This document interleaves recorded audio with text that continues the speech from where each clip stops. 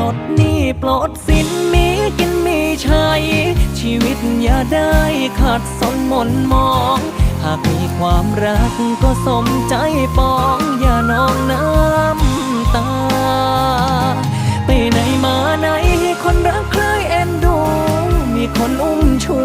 ร่ำรวยเงินตราวันหนึ่งวันใดสมหวังดังว่าจะกลับมาหาหลวงปู่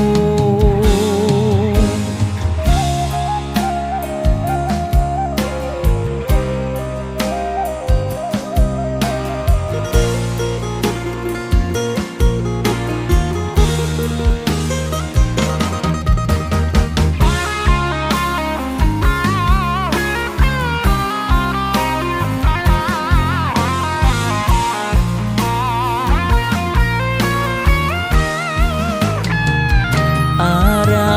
ธนาบูชาเรีย